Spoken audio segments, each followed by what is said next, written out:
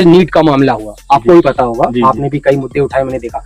NEET के मामले में आपसे ये कहना चाहता हूँ कि जैसे कि एक पार्टी को हराने के लिए सारे नेता एक साथ आ सकते हैं, तो आपको नहीं लगता रोहित भाई कि मतलब बच्चों के भविष्य के लिए क्या ये सारे नेता एक साथ आना चाहिए कि नहीं आना चाहिए, या उन पे कोई दबाव है या प्रेशर है, नहीं आना चाहते वो? नहीं, बिल्कुल आना चाहिए, इन लोगों को आना चाहिए। इसलिए आना चाहिए क्योंकि असल में महंगाई, बेरोजगारी और युवाओं की जो नौकरी है ये नहीं मिल पा रही है। इसके लिए जितने सांसद और विधायक हैं इनको एक साथ में आना चाहिए और सत्ता को बदल, और सत्ता को जब साथ में जब आएंगे तभी सत्ता बदल पाएंगे। और हमारी ये राय है हमारे नेता और विधायकों से कि असल में एक साथ में होइए और इस सरकार को पीछे करिए और फिर सत्ता नई करिए, फिर उसके बाद अपना चेंज करते रहिए। ऐसी बात नहीं है फिर भाजपा आवे, सपा आवे और बसपा आवे, कांग्रेस आइए, उससे कोई हमें दिक्कत नहीं है। फिर भी 5 साल में बदलनी चाहिए। और ये जो आपका मुद्दा, ये टॉपिक है, इसमें मैं ये भी बता देना चाहता हूँ कि असल में देखिए, जो पार्टी की बात है, पार्टी हमारा कोई लेन देन नहीं है। बिल्कुल बिल्कुल, और होना भी नहीं चाहिए, किसी का होना भी नहीं चाहिए, क्योंकि असल में अगर इसमें होंगे तो हम पार्टी के शायद इसमें हम काम नहीं कर सकते हैं, बन जाएगा ना तो हम हक अधिकार मांग सकते हैं, मांग नहीं सकते। Okay okay.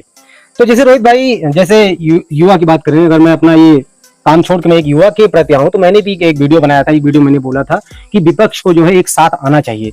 तो आज हमारे साथ रोहित भाई भी है, हमारा ये भी समर्थन कर रहे हैं कि हाँ अंकुर भाई, सही बात आप बोल रहे हो कि विपक्ष को एक साथ आना चाहिए। लेकिन लोगों को कहना है कि विपक्ष इसलिए साथ नहीं आ रहा रोहित भाई कि विपक्ष पे दबाव है, सीबीआई ईडी का दबाव है, कि इसलिए विपक्ष एक साथ नहीं आ रहा है। तो क्या विपक्ष डर चुका है इतना कि मतलब सीबीआई ईडी पर जाएगी इसलिए मैं नहीं आऊंगा, बिल्कुल हो जाएगा भविष्य के साथ? इसमें सीबीआई, ईडीआई, इसमें जांच जो बैठी हैं, ये कमेटियां जितनी भी हैं, ये आने की, समझ लीजिए, सत्ता परिवर्तन से सत्ता से ही है। और ये कमेटी इतना दबाव में है, प्रशासन भी दबाव में है, जितने कर्मचारी हैं उनको भी दबाव किया गया है। और ईडीआई जो भी खुल के मुखर होगा, विपक्ष का कोई भी आवाज उठाएगा सड़क से और संसद तक, तो उसके ऊपर ईडीआई, सीबीआई जांच बैठेगी। और जो जितने हमारे यानी कि समाज के बैठे हुए हैं नेता और विधायक जाकर, तो इनको भी हटना चाहिए उस जगह से और उस रास्ते से भटकना चाहिए, एक साथ में आना चाहिए। जैसे कि नीट के मामले में धर्मेंद्र प्रधान का जो है इस्तीफा मांग रहे हैं लोग। भाई छात्र हैं, युवा हैं, तो उनका पेपर बार बार लीक हो जा रहा है। भाई बताओ, माँ बाप की जो मेहनत है, पैसा लग रहा है, तो बार बार जो है वेस्ट जा रहा है, मतलब कि उनके बच्चे जो है सफल नहीं हो पा रहे। आए दिन पेपर लीक के मामले में ये होता रहता है। तो ये जो धर्मेंद्र प्रधान का इस्तीफा मांगा जा रहा है, तो आपकी इस पे क्या राय है? मतलब इस्तीफा उन्हें देना चाहिए कि और क्या इसमें, क्या कोई इसमें सुधार करना चाहिए, इस्तीफा ही दे देना चाहिए? नहीं, इसमें देखिए, आपकी बात मैं ये बताना चाहता हूँ, आपके मुद्दे को। बात ये है कि असल में उसको भी जांच होनी चाहिए पूर्ण रूप से। और जो उसमें जो इस्तीफा मांग रहे हैं, ऐसे इसमें जांच बैठनी चाहिए, जांच अपनी करे प्रशासन, कानून अपनी जांच और अपनी कमेटी बैठावे, उसमें जांच करे। जांच की विषय है, हमारी विषय क्या है? अगर उसमें युवा लोग मांग रहे हैं उनके से इस्तीफा, तो ये भी बैठता है कि असल में युवा अगर मांग रहे हैं तो उसमें कुछ ना कुछ तो राय मंजस बनी होगी। और वो जो बार बार पेपर लीक हो जा रहा है, पेपर बार बार लीक होने के कारण से ये इस पे खासकर सरकार को ध्यान देनी चाहिए।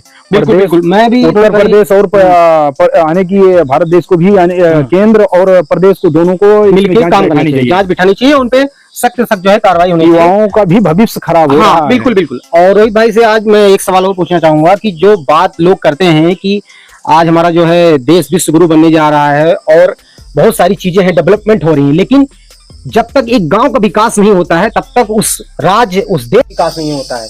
तो सबसे पहले काम जो है वो गांव में होना चाहिए। जो कमियां हैं, नाली, सड़क, खड़ंजे, जैसे आपकी बहुत सारी प्रक्रिया होगी, तो आप उसमें कुछ बताइए। पहले गांव में विकास होना चाहिए, नहीं गांव बढ़ेगा तभी तो देश आगे बढ़ेगा। बिल्कुल, आपकी बात ये भी मैं बता देना चाहता हूँ कि असल में जब तक गांव का विकास नहीं होगा तब तक सड़क का विकास, यानी कि शहर का विकास नहीं हो सकता है। जब एक आम जनता और गांव की जनता जो अगर सुरक्षित रहेंगे और सही रास्ते से निकल पाएंगे, उनकी पानी और पानी की व्यवस्था, सड़क की सुविधा, लाइट की सुविधा इनकी पास होगी, तभी ये अपने बच्चों को पढ़ाएंगे, लिखाएंगे और खेत से मेहनत करके आएंगे घर से, और फिर उसके बाद तभी इनको 2 पैसा मिल पाएगा। और तभी इनके बच्चे बाहर जाकर और सिटी में जाकर अपनी पढ़ाई करेंगे, तैयारी करेंगे, तब जाकर इनके बच्चे भी आगे निकल पाएंगे। इस आने की बेरोजगारी से और इस जगह से, खेती और किसानी की जगह से ये परिवर्तन कर सकते हैं। अगर ये गांव के गांव में रह जाएंगे तो ये हमारे बीच में आकर जितने भी चुनाव लड़ने वाले प्रत्याशी लोग होते हैं, ये फिर गांव के विकास की बात करते हैं। गांव के विकास की मैं ये भी बता देना चाहता हूँ कि गांव के विकास के लिए ये वोट मांगते हैं